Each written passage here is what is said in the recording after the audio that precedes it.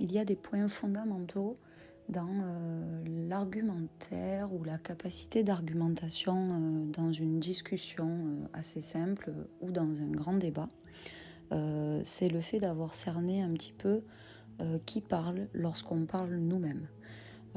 Du coup, la première chose à faire lorsqu'on prend la parole, c'est vraiment de s'assurer que le propos que l'on tient vient vraiment de nous. Et pour cela, il faut vraiment savoir qui nous sommes, dans quelle position on se trouve, quelles sont à peu près nos idées, nos positionnements, ce que nos positionnements vont avoir comme répercussions aussi.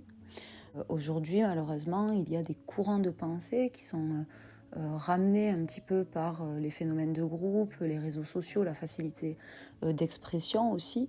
Le souci de cette facilité d'expression, c'est que la facilité d'expression adverse, c'est aussi le fait d'amener une critique, d'amener un contre-argumentaire, et du coup d'être toujours dans la question-réponse comme ça, sans cesse, et des fois on perd un petit peu l'essence du débat, ou le cœur du débat, et l'intention aussi des orateurs. Il faut toujours se questionner sur pourquoi je propose cela, quelle est mon intention, quel est mon discours, d'où mon discours vient, à quoi il se rattache aussi.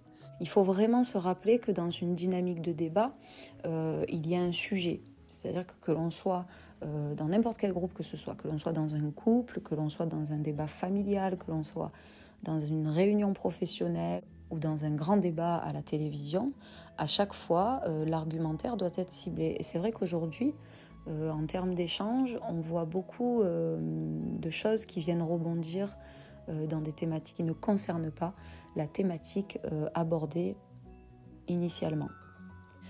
Critiquer l'autre ou amener un argument qui n'a rien à voir avec la thématique mais qui concerne l'autre dans le débat, c'est appauvrir votre position, c'est-à-dire que c'est une façon un petit peu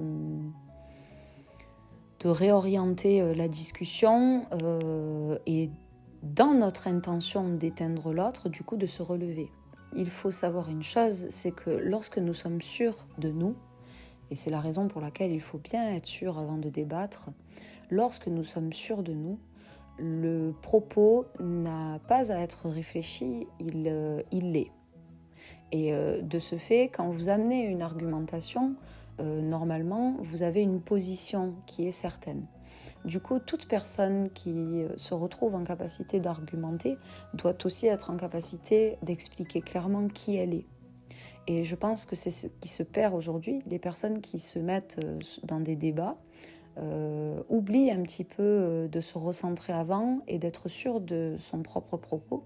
Et ce sont des phénomènes que l'on constate autant dans la sphère privée, dans le couple, dans la sphère familiale, que à de plus grandes échelles pour des discours qui ont beaucoup plus de répercussions que la sphère intime. Donc je pense qu'il faut faire attention. Je pense qu'il faut se recentrer et je pense qu'il faut être sûr des choses avant de se positionner, même quand il n'est que question du verbe.